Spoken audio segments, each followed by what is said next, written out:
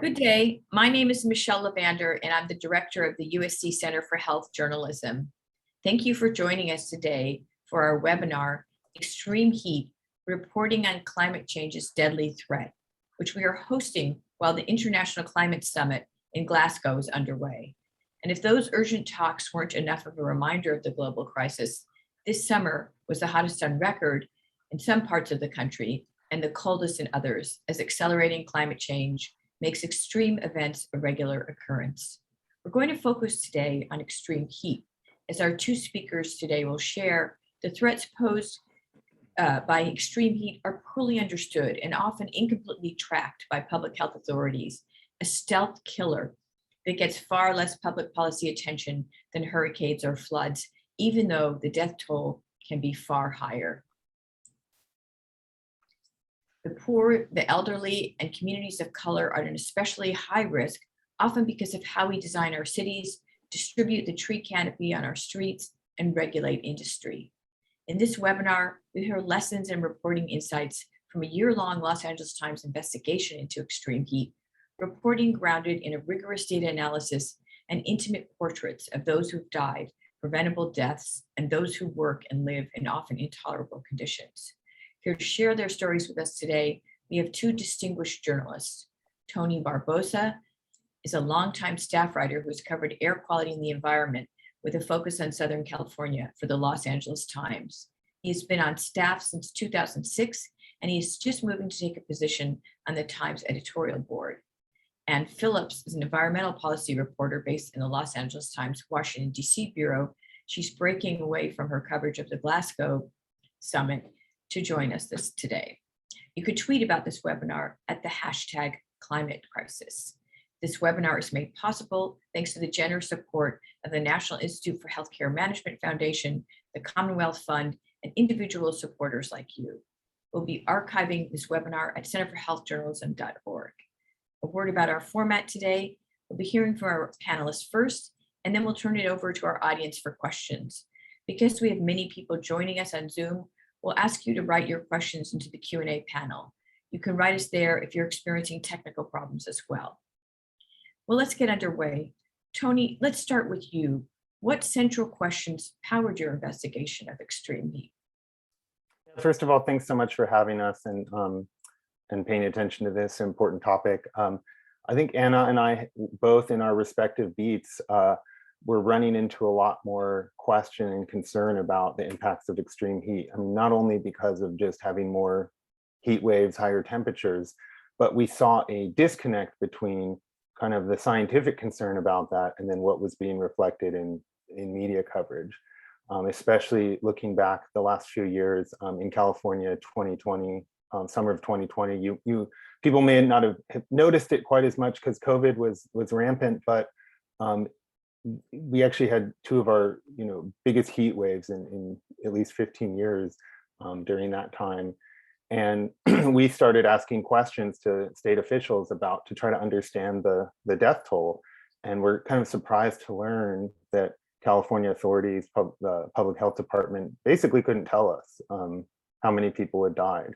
That was very kind of shocking to us, given how much we learned about the death toll of other climate-related disasters like wildfires and floods and hurricanes, that there would be so little information about this hazard. So that really stoked our curiosity. Yeah, thank you, Tony. Let me ask both of you if you could give us a broad overview of your central findings. Sure, so I'll try and give kind of a top line summary of the first story, which is really a look at how California approaches heat-related deaths. And so our biggest finding in this story was that the state had been essentially undercounting deaths from heat for a long time. And the state records that we looked at showed that about 599 people their deaths had been attributed to heat over a 10-year period. That was between 2010 and 2019, and that was the hottest decade on record. And our analysis showed that in reality, the true death toll was about 3,900 deaths. So our estimate is that it's about 6 times higher, the official count. And one of the other things we found was that over the years, state officials in California had basically ignored warnings from within their own state health agency, telling them that they really needed to pay more attention to the risks from extreme heat. And even today, they still basically don't do much real-time data analysis or collection of deaths from heat or illness. And you can see in this graph here, this is put together by one of our data reporters, showing the massive difference between the state's numbers in gray and our calculation in orange red there.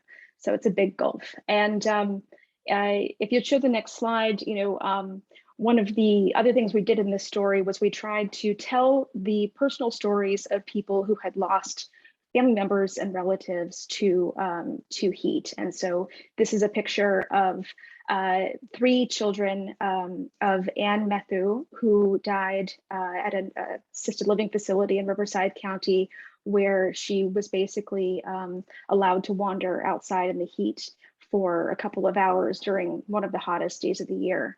And so they lost their mother. And on the next slide, we have a picture of Jorge Valerio, who lost his father, Jorge Valerio Santiago, who died of heat stroke while he was working outside. And he basically started to feel ill and left work early and was found collapsed in the driveway. And Tony, if you want to talk about the story on inequality. Sure. We thought it was also important to kind of highlight and highlight what we were learning about the toll of extreme heat and kind of its uneven nature. I think that's one of the reasons, honestly, that it has not tended to get as much attention, because of how hidden or how private a lot of these deaths are. And part of what's driving that is that it's not just rising temperatures, that are responsible.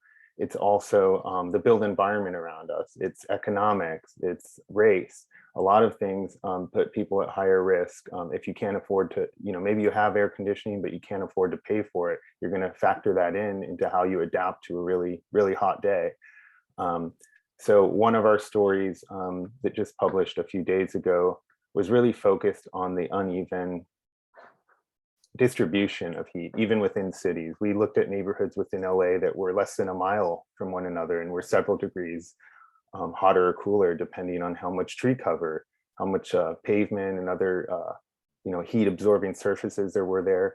And those are all man-made things. Those were all decisions that were made at some point, often decades ago. And they're a reason why some people have it much worse than others. So if you want to look at the next slide, I think that actually will show, oh no, okay, never mind. Sorry, I have these out of order in my mind.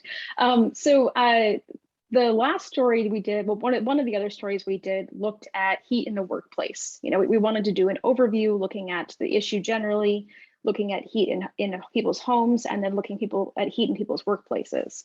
And so this was a story that focused on a very large warehouse in the Antelope Valley in Southern California, where was a Rite Aid warehouse where temperatures were climbing up into the 90s during the summer, if not higher, and basically just kind of simmering there for hours. And there was really no protection, no regulations that would prevent this from happening. And we looked at basically the conditions inside the warehouse, some of the things the workers had tried to do to make things better for themselves. And the company's response was just, more or less to install some more fans and not to really attempt to address the internal temperatures. There was no air conditioning at this warehouse. And there was only one room, only one workspace in the entire warehouse that was fully air conditioned. And that was for the chocolate so that it wouldn't melt during the summertime.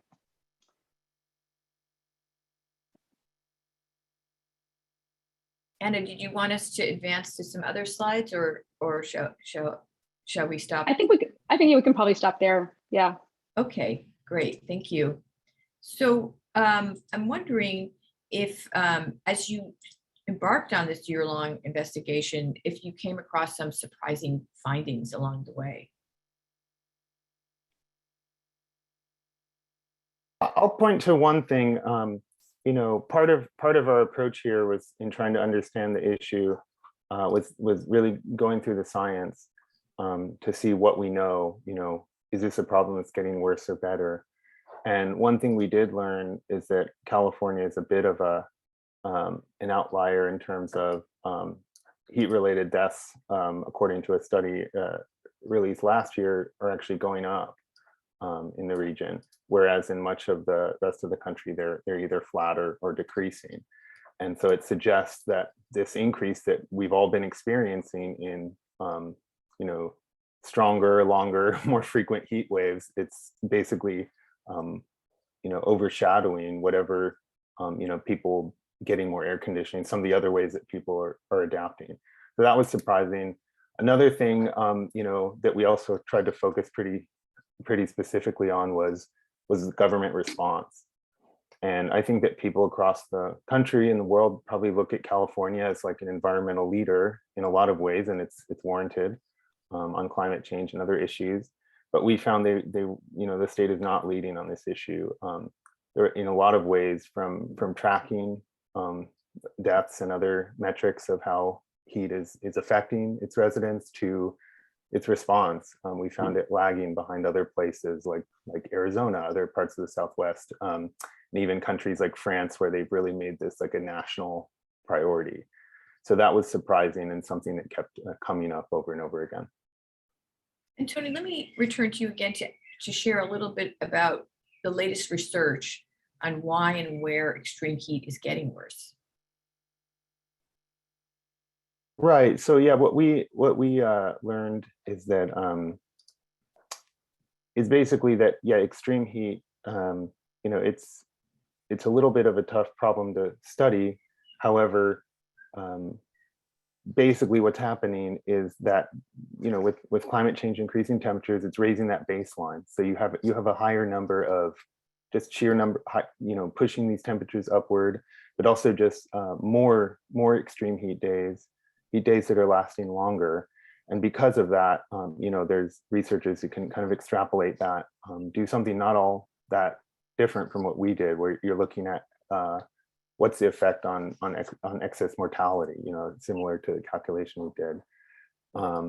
And what's interesting is we also looked at some studies that projected that outward.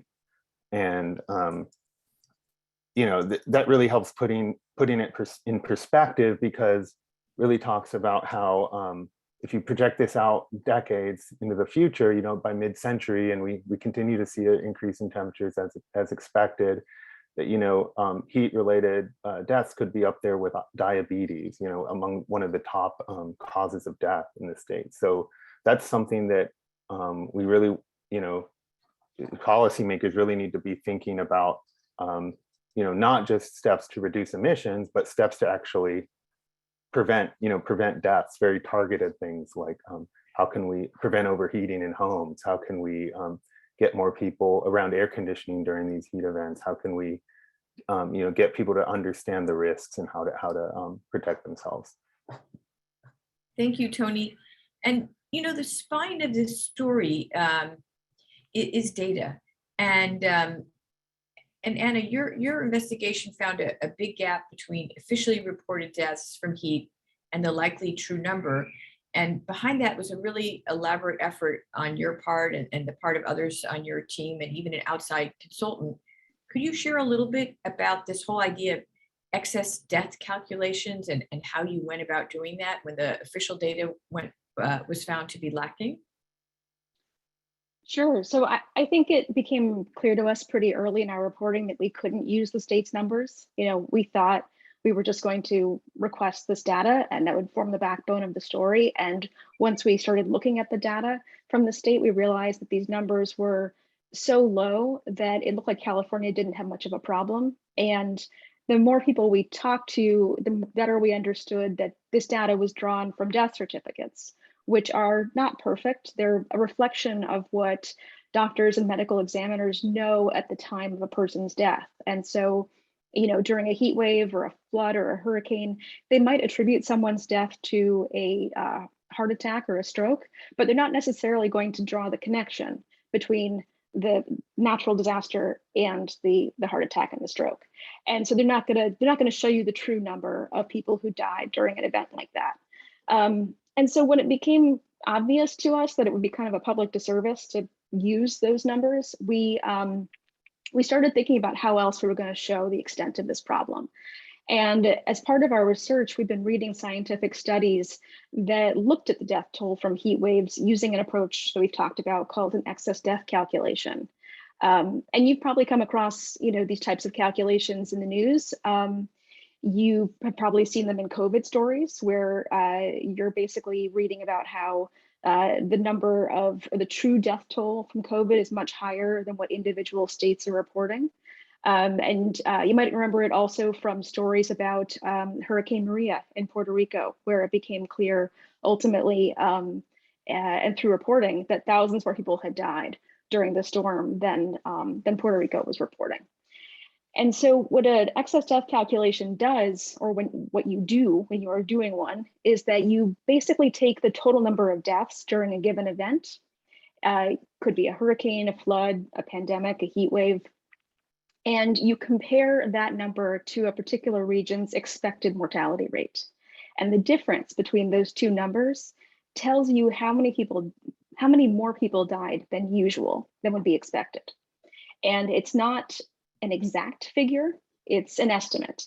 So it'll give you a range of a death toll within a certain level of certainty.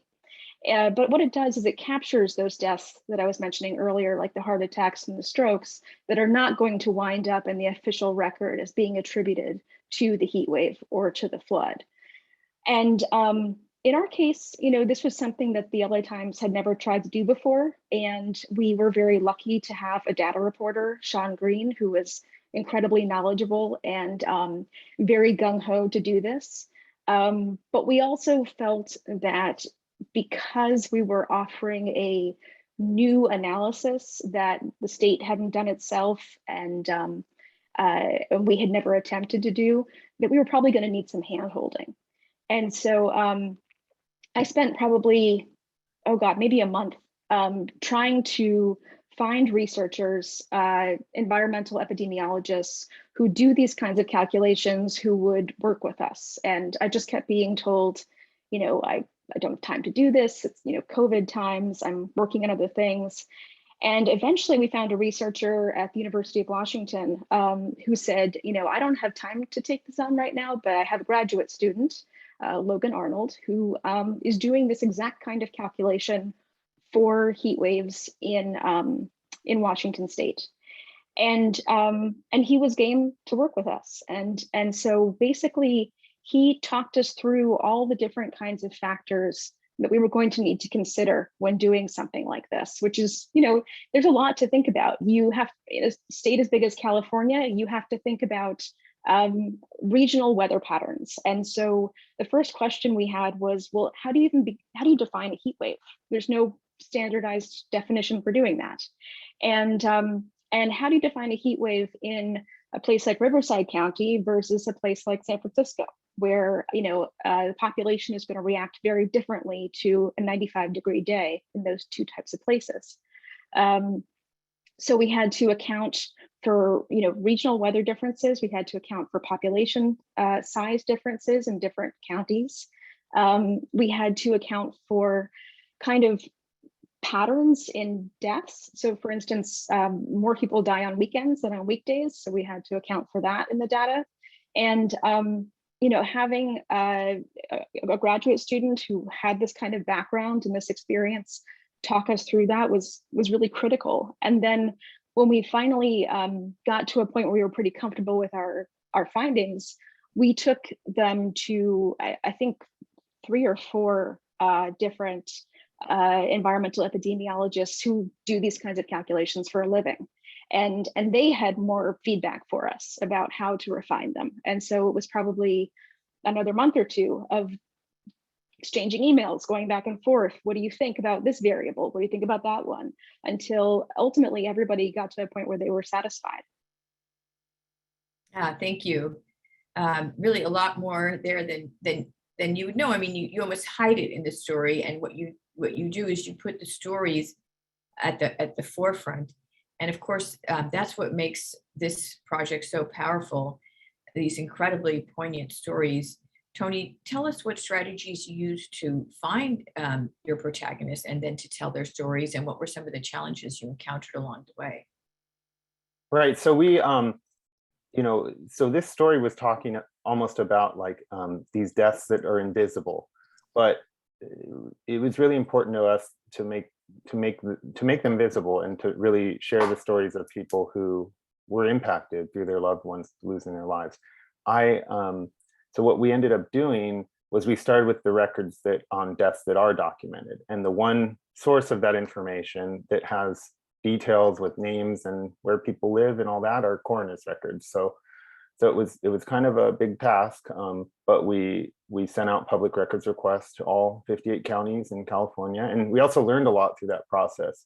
We learned that some of the Southern California counties, including Los Angeles, Riverside County, San Diego, kept pretty good records, and at least on those deaths that were very clearly, and identified as heat related, they could produce a list pretty quickly of like, here are the cases that we consider heat related deaths.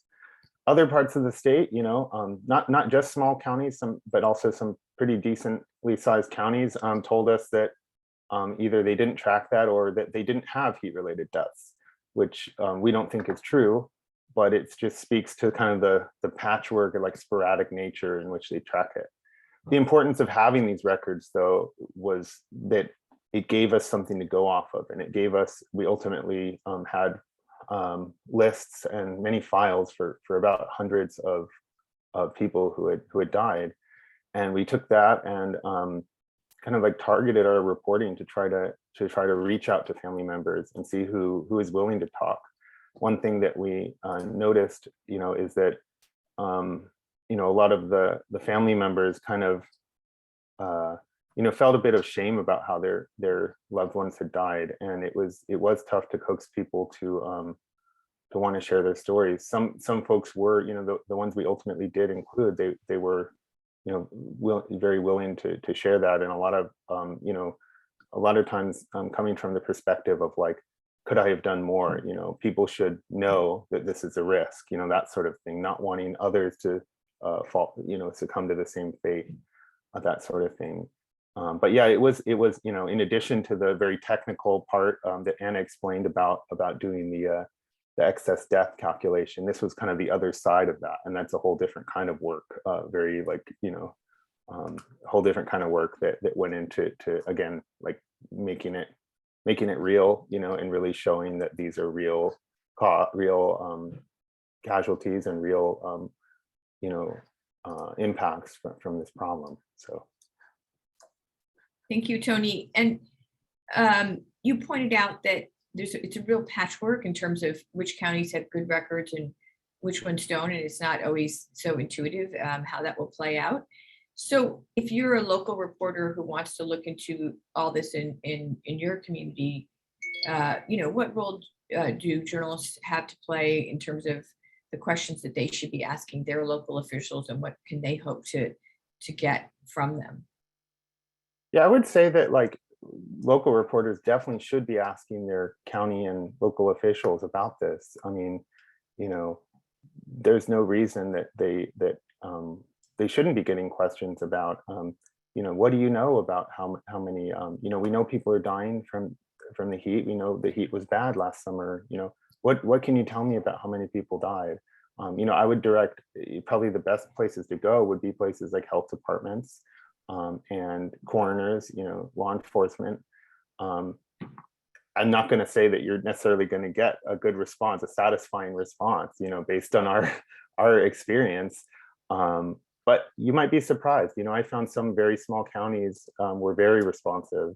And especially if it's a hotter area, it's more likely because it's something they're more familiar with. So that's a good starting place. And Anna, thank you, Tony. Is anybody a standard bearer in this arena? California's not doing a great job tracking heat deaths or advancing regulations that could be helpful for those who are most at risk. Who's doing a better job? Yeah, so I would say not entirely, like surprisingly, Maricopa County in Arizona is probably the gold standard for tracking heat-related deaths and illness. It encompasses Phoenix. It's probably the hottest part of this country. They have extensive experience. They're also seeing a large increase in the last couple of years in people dying from heat-related causes over the summer, especially their homeless population. So they're very attuned to it. They put out regular, online reports with this data. It's published in almost real time, I believe, just during the summer months when you would see this real increase. And so they track it very closely. And they also, there's a lot of communication there that's happening between different parts of the county government and state government. And they have, pretty regular meetings where they talk about trends they're seeing, regional differences, responses that are working, responses that are not working, how people are reacting to cooling centers, if they're showing up or they're not. So they are using this data to guide their, sort of interventions to protect people. New York City also doing a fantastic job. They have lots of online data that's available. Again, real-time data that's coming if someone walks into an emergency room with evidence of heat illness, that is going to be reported to the city, and they have epidemiologists who are studying that data and who are looking for trends over the course of the summer. So that's another one. Looking internationally, we found an example in France where they had experienced a really horrible heat wave, I believe in the early 2000s. And I think it was kind of over the summer months, and a lot of people were on vacation. And so they came home and found the people in their apartment buildings had passed away from the heat, and the people were horrified. And so the country really rallied itself and came up with these strategies and different interventions to check on people, to do a lot more messaging around heat, to warn people before and during heat waves. So that was something that we looked at that was interesting to us, because California had an extremely severe heat wave in 2006 where hundreds of people had died as a result of it. And the state had a real opportunity there to do something similar, to use it as a galvanizing moment to rethink its strategy. And there just wasn't that response that you're seeing in other places. And even on a lower level, I would say, if you remember the really extreme heat wave that hit the Pacific Northwest this last summer, within a couple of days after temperatures starting to break records, you were seeing reports of estimated death tolls out of Oregon and out of Washington State, and even some excess death numbers coming out of British Columbia. And so those are all states and provinces that are keeping close track, or as much as they can, on these deaths in rather real time during a heat wave. And that's not something California is doing either. Thank you, Anna. And I want to return to something that, Tony, you mentioned earlier, which is this idea of thermal inequities, which is a term a lot of people aren't familiar with. And it's the idea that heat makes it especially dangerous for lower income residents and communities of color, and that the heat burden is not distributed equally. Can you give us a sense of how policy decisions and the built environment make heat more dangerous for some populations, and also how you sought to convey that with a couple of data points, but also with the kind of portraits of people trying to cope? Right, yeah. So the slide that you're looking at right now is important because hope you can see it okay, because on the left is kind of like literally like a heat map of Los Angeles County. And these are from satellite images that were taken at the same time on a typical summer day. So this is not even really an extreme heat day, typical summer day in Los Angeles a few years ago, in July, I think. And what you'll see is that there's really this uneven spread of heat it's not just clearly like, oh, it gets hotter as you go inland and cooler along the coast. It's what researchers refer to as the urban heat island effect, where areas that have a lot more impermeable heat absorbing surfaces and that don't have a lot of tree cover can heat up 10 degrees or more higher than other areas. And so when you think about that is all occurring on top of the warming that's happening with climate change. So really, in a lot of ways, it's the most immediately significant impact on like what you're exposed to. And so we included this story to try to, we really tried to drill down on that and talk about, well, why, what factors are behind that. And so we used some of the satellite imagery and we went into the communities and talked to people. And the one thing I would point out is it's not just like kind of the neighborhood level infrastructure, cooling infrastructure, as they call it, like trees and shade. It's also things in people's individual homes. So literally, the amount of insulation in your building, how old your building is, whether you have air conditioning, and then if you have it, whether you can afford to run it, because that's a calculation many people of little means make regularly, because if they've got, we spend a lot of time interviewing folks in public housing, for example. We spent some time in a public housing complex in Pacoima in the San Fernando Valley, and we heard time and time again from people who said, I don't know why air conditioning isn't provided here. Yes, I got an air conditioner, but my power bills are so high I can't afford to run it. So they're telling us they're doing things like watering down the side of their house and planting strategically placed sunflowers to try to shade it, staying out of their house during the heat of the day, kind of like all these workarounds that people of wealthier, in wealthier environments are just not doing. The last thing I'll mention is just the race aspect of it. We did speak with researchers and reviewed their studies on kind of like that it's not just an income thing, it's also Black, Latino, and Asian communities are much more likely to live in these hotter, urban heat island type neighborhoods. And there's been a lot of interesting science on this in recent years, some of which is focused on, also correlated that with neighborhoods that were previously redlined. These are areas that going back to the Depression era were identified as hazardous by the federal government, and they were excluded from mortgage lending and other investments. And so to this day, by looking at these heat profiles of cities, you're still able to detect those neighborhoods. So, as having higher heat. So it really shows how decisions that were made decades ago, things that, similar to like environmental justice, and decisions where, basically environmental racism, discrimination, housing discrimination, they're still being felt and they're still shaping to a very large degree people's exposure and which communities are suffering more. Thank you, Tony. That is just that last story. If you all haven't read it, I really encourage you. It's. I mean, all of these stories are so beautifully done. And one thing I've noticed throughout the series is how meticulous you are in being really strategic in elevating policy angles and pointing out where government officials or regulation could have made the difference, and how things maybe could have been done differently.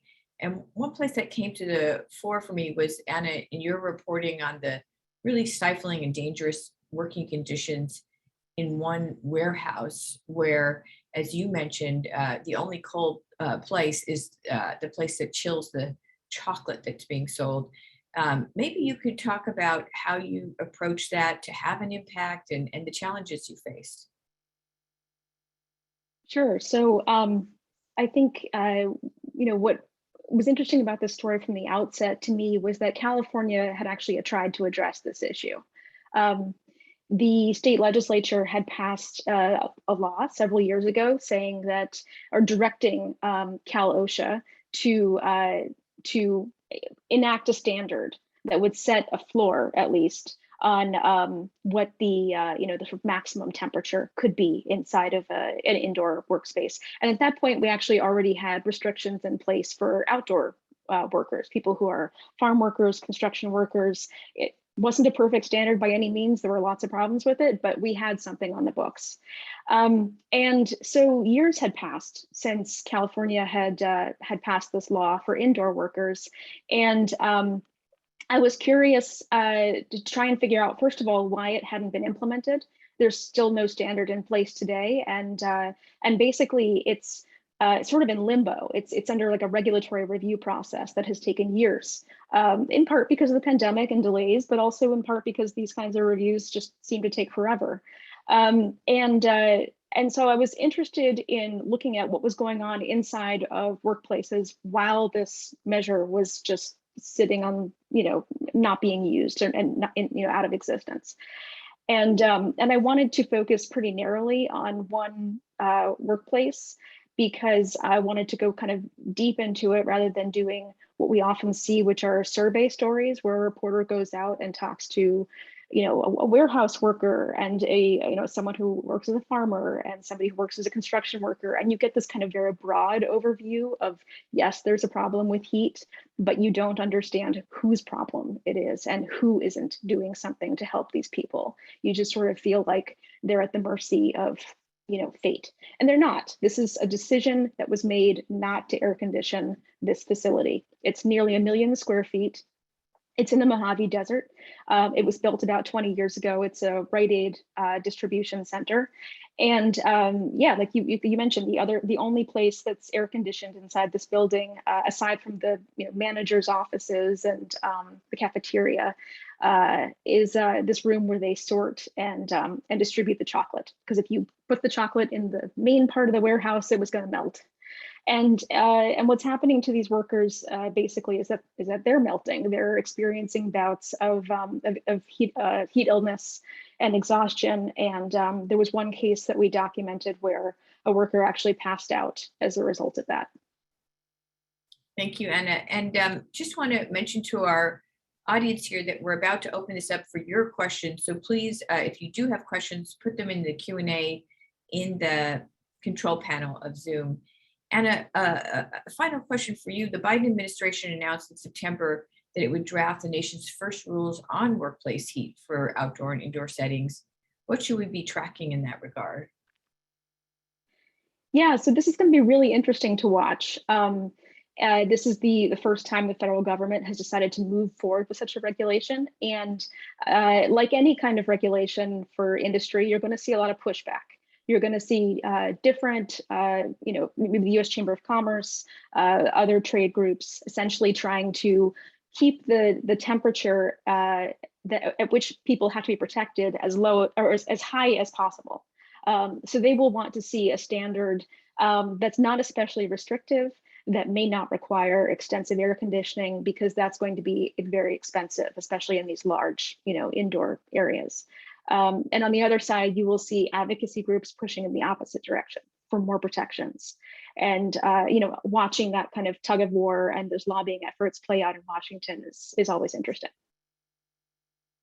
Thank you. And Tony, before we open this up to everyone's questions, and folks, please put those in the Q&A part of the Zoom. Tell us, you're at the LA Times. It's one of the bigger outlets in the country. How could a smaller outlet manage a project on a smaller scale at less cost to report on these issues? And is there some kind of recipe you might recommend about what's doable? Yeah, first thing I mentioned is just like the approach. And I think what we both took away from this is that heat and heat waves should be treated like other disasters, and that newsrooms of all sizes should be covering them. One thing I would mention is that so start with authorities, but I would things like health departments, coroners, and also health.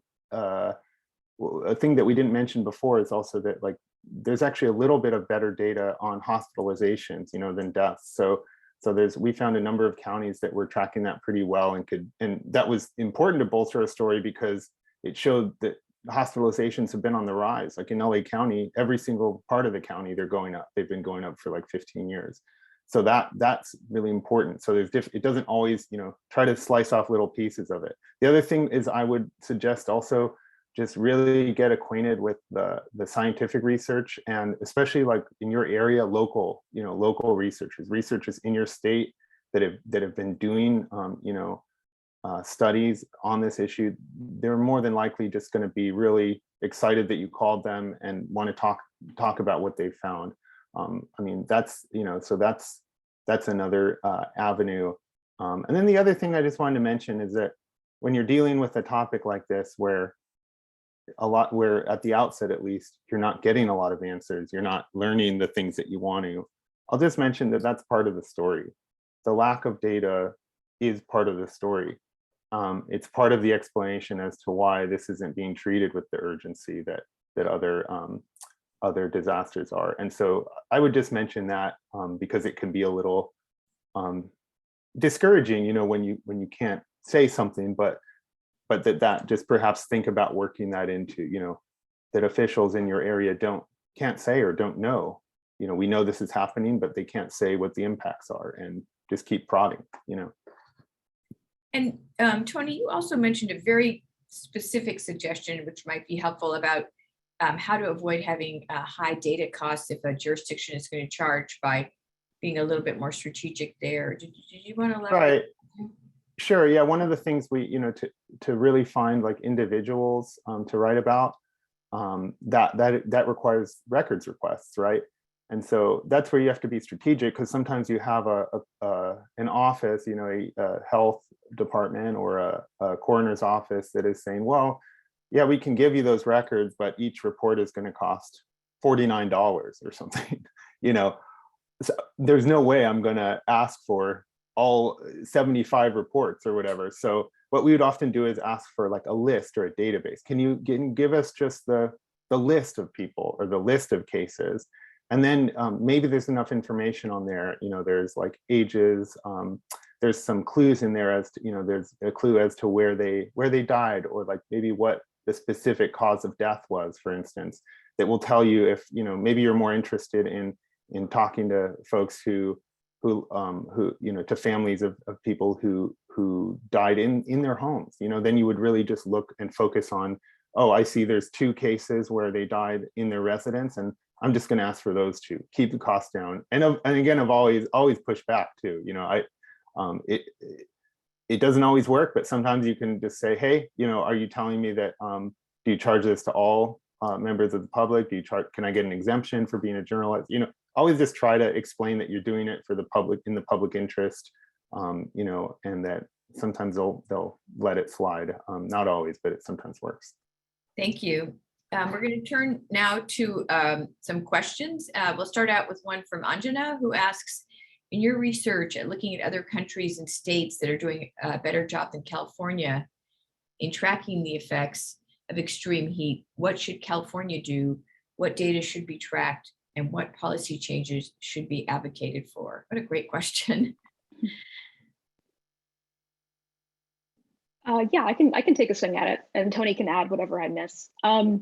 So the places around the country that are taking this the most seriously, they track this data in real time. And so what that means is that they have set up sort of networks of communication between major area hospitals and their county, state, local health departments. And so when somebody either dies or is sick as a result of heat, and that's readily apparent, then that data is pretty quickly communicated. And there are all sorts of ways that medical records are sort of automatically searched by algorithms to determine who fits that category. And so that is sort of like the top line thing that California could change, is the collection and analysis of data in real time on deaths and illness at a state level, at a county level. And that would actually give the state a solid basis to begin to figure out, how do we target interventions? Where do we set up cooling centers? Where do we target with messaging before a heat wave starts? And maybe Tony, you could talk about the messaging part a little bit. Right. Yeah, I was gonna suggest that. So the part of it is that not all the answers lie at one level of government. So one of the things that advocates on this issue have really tried to stress in recent years is that for other disasters like hurricanes, we have these very clear warning systems where there's like a 1 through 5 categorization scale, and and there's this whole process for sending out warnings, and people understand that a category 5 like hurricane is really bad and they've got to be prepared and take action. That doesn't exist, at least yet, for heat waves. So there is kind of like this push to name and categorize the storms. But the limitations to that is that it all kinds of, it really comes down to federal organizations like the National Weather Service to get on board. They're not really on board yet. They're not working on that.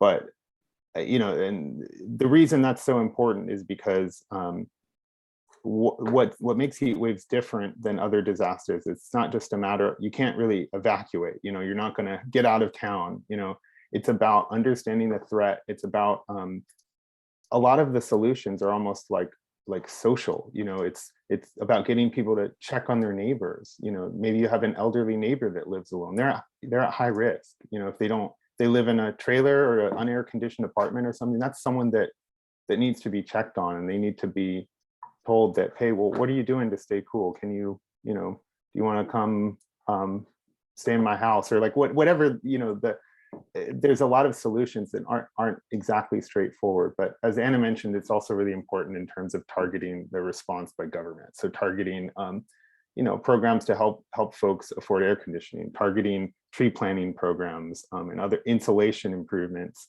that could be in place for the next heat wave. And without data, it's like that's not happening. It's a bit rudderless at the moment. Thank you both. We have a question from Susan Wang, who says, are the deaths more related to socioeconomic, i.e. lower income individuals without air conditioning, people with chronic conditions, or more age related? So we didn't have data on the socioeconomics of the people whose deaths were attributed to heat related causes. And I don't think I've actually seen research that was able to tie those two things together in a really comprehensive way, because you're looking at medical records that are sort of divorced from the socioeconomics of the person who died. There is no question that there's an age connection, and that's been very well established. People over the age of 65 across any sort of geographical area are much more at risk from heat. The body's ability to shed heat just decreases as you get older. You're much more susceptible. What I would say in terms of the socioeconomics is that we weren't finding people who were well off or sort of middle income who were dying in their homes. We were finding people who could not afford to run their air conditioners, or could not afford to replace broken air conditioners, or could not afford air conditioning, period. We were finding people who were living in mobile homes. So there's no question that was a really important factor here. The people who we encountered who were better off, who died from heat exposure, were people who had done things like go for a hike in the middle of the day during an extreme heat wave, go for a jog. Healthy guy went for a jog, I think during 90-degree weather, which wouldn't necessarily be too extreme in Southern California. He died from heat-related exposure. So there's no question that there's a connection. It's just the data to make that connection is difficult to find. Thank you. And we have a question from Corinne Hume. What agencies within the counties and state of California are best suited to track heat-related illness? Is more cooperation needed between the California Department of Public Health, Cal EPA, and local health agencies to better track data? I can field that one, and then Anna, if you want to add anything. I'll say that that's part of the problem that was kind of described to us, is that as it is now, the agency that's like maybe most responsible for this issue is the Department of Public Health in California. But it's just not really one of their priorities, especially the last year or two, where they're just focused, primarily on coronavirus. and there's really not much funding. We interviewed a longtime former employee there who described requesting additional funding for things like tracking of heat-related death and illness, and it was just ignored. So we had in our reporting, we kind of like were presented with this picture of a state government at least, that has something like 10 to 12 different agencies that have some part, could play some role in regulating and preventing heat exposure and heat-related death, but there's no one really in charge.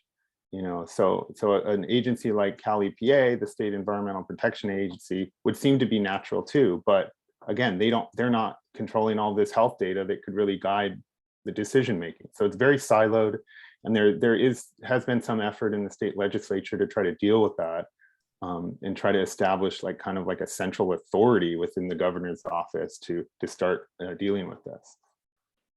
So I'm going to jump down to a question that seems relevant to what you're talking about right now, Tony, which is from Linda Seltzer, who says, are there standard best practices for communities to set up cooling centers? And she mentions also that when she lived in Davis, California, people go to a room in the police station in weather emergencies, but other communities don't have a designated place for people to go. Yeah, the cooling center issue is really interesting because it's kind of, when you're reporting on a heat wave, especially if it's like happening in the moment, it's one of the things you always hear about in media coverage. It's like, oh, well, the city or the county is responding, they've set up these cooling centers. But one of our colleagues actually last year did a very interesting story about how just these cooling centers are not very widely used. I think, you go, if you just go and check them out even during a big heat event, they might be practically empty. And it's because, what the experts tell us is because it's like, people don't want to just go to like I don't know, like a senior center or a library and just like sit on a folding chair, like twiddling their thumbs. Like there's like de facto cooling centers. There's, people go to the mall, they do what they can. They go to a relative's house that happens to have air conditioning. They do their own thing. And so I think there's like a lot of, I don't know, there's a lot of discussion about changing that and having something, there's this, as part of recent legislation, there's kind of this push to, in California at least, to have what are called resilience hubs or resilience centers, where it's not just for cooling, but it's kind of a place that you would go during a power outage, or like, the wildfire, sieges of wildfire smoke that we're seeing more and more of, a place that would kind of be more widely known as like, this is a refuge. So that's something that definitely needs to be addressed. Yeah. The other piece of that is that cooling centers tend to be widely used by cities' homeless populations, or maybe not even used, but sometimes homeless people are sort of transported to cooling centers by cities. And because there is a real stigma associated with homelessness, people who do have a place to live but don't have enough money to run their air conditioner will sometimes think to themselves, well, I don't need to go there. That's for people who are homeless. Or I don't want to go there because I don't want to be around people who are homeless for an extended period of time. So that's another, it has kind of a public transit problem in that way. Thank you. And we have two questions from Christine Rowe. One is, how long did it take you to obtain the government records, such as the coroner's reports? And then her second question is, do you have any suggestions for finding isolated people, such as older people who almost never leave their homes? Well, I can speak to the coroner's records, and maybe Anna can talk about the health death certificate data. But the coroner's records was kind of, it's not centralized, so it's really just dependent on the county or the agency you're dealing with. We found that some said, oh yeah, we've got that, and they could send them like a day or two later, and that was like, we were like, yes, that's great. With others, it took, I would say, months.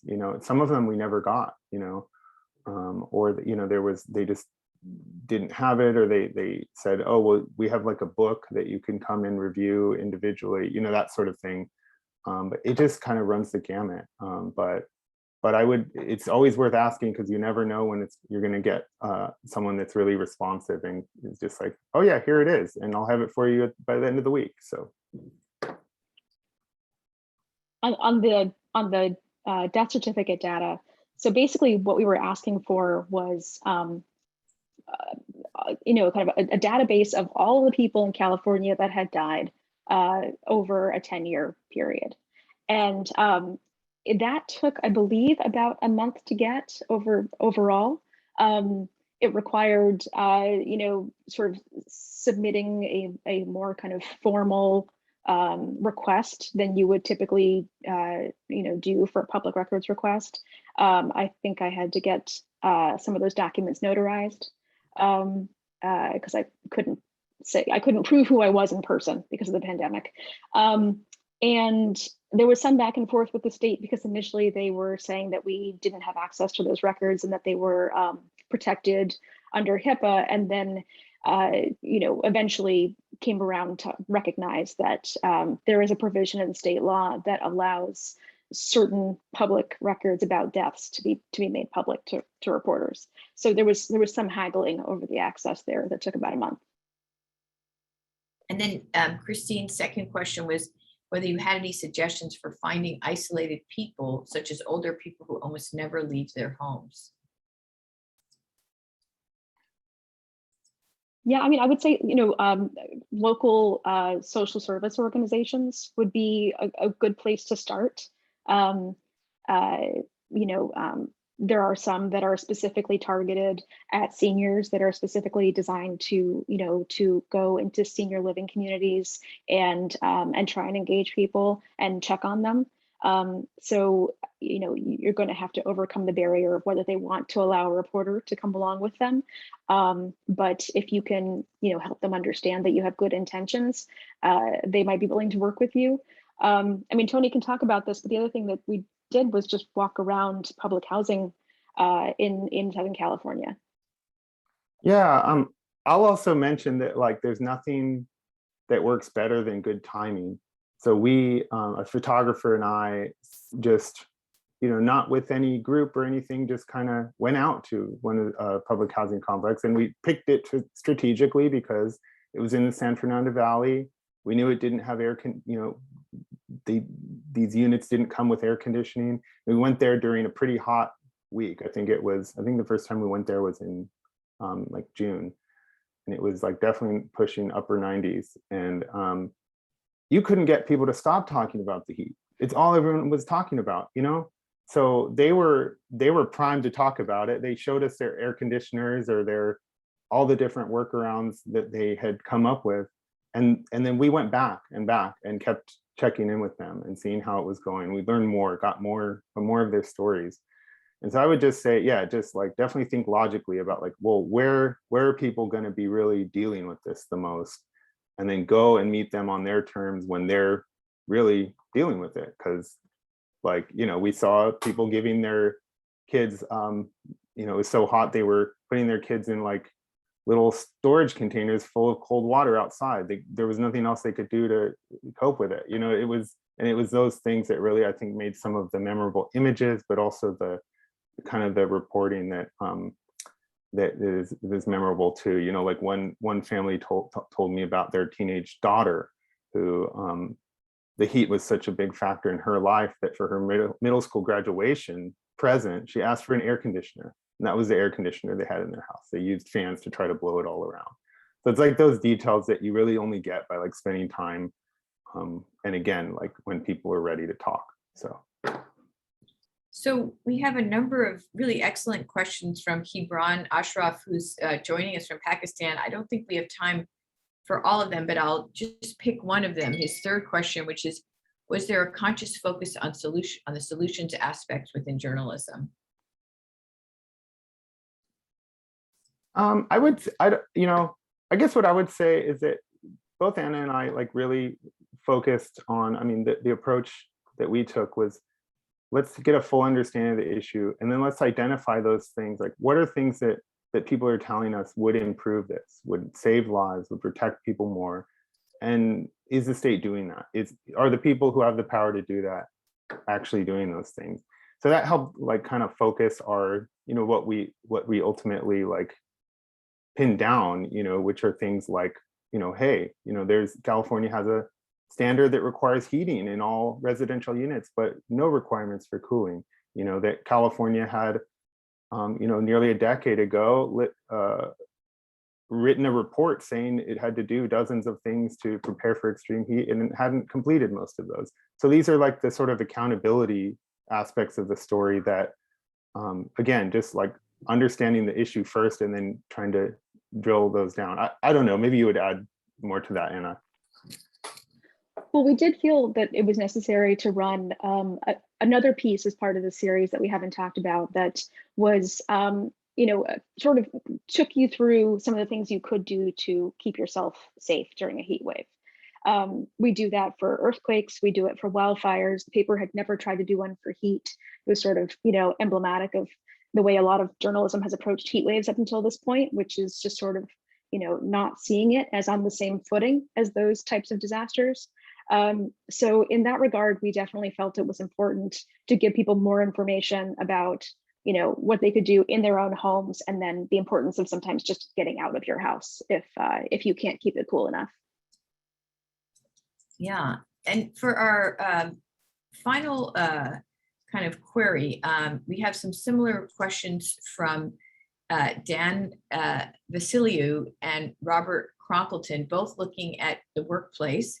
And Dan asks, do you think that people know their rights related to labor conditions during heat waves, and what should employers provide according to law? And I'll come back to the second question in a moment, but I don't know if you want to try that one, Anna.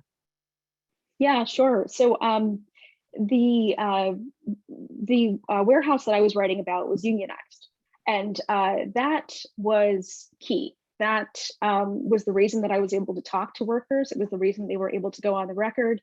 And it was the reason that there were a handful of them who were very experienced, who had helped form the union years ago. And they were very aware of their rights, but they were in the minority among their coworkers. And they were very frustrated with, sort of the turnover in the workplace, younger people coming in who had no concept of having any sort of sort of occupational safety rights or, that are guaranteed. And so they felt like they were constantly having to educate people.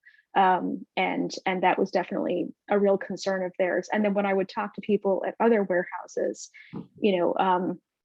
Amazon is a major employer in Southern California, and there are a lot of young people who pass through Amazon as summer jobs. It's a job they take to help them get themselves through college, and they often had no conception of having any sort of rights to certain workplace conditions. And then the final question here, again about workplace conditions and warehouses, is from Robert, who says that he's from an area where transportation warehouse hubs are in high demand and seek public funding or tax breaks.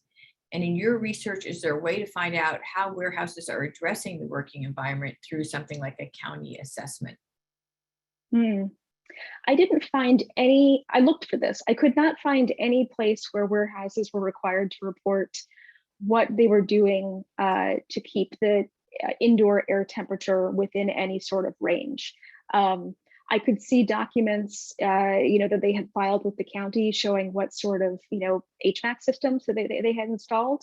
But because there were no regulations saying you have to keep it to this temperature, or you have to, provide, water, or you have to give people breaks after certain amounts of time, because there were no regulations, there was no reporting requirement. So I didn't come across anything in California, at least, that would document that. An interesting idea though, right? Yeah. Yeah. Well, I want to thank our two wonderful panelists for joining us, for all their wonderful ideas and insights and really big picture and practical tips. We will be archiving this webinar a little later today, and we'll be sending you a survey, which we ask you to take a few moments to complete, about both this webinar and our ideas for future ones. This program is made possible thanks to the support of some big foundations, the California Endowment, the National Institute for Healthcare Management Foundation, and the Commonwealth Fund, but we really count on support from individuals like all of you joining us today.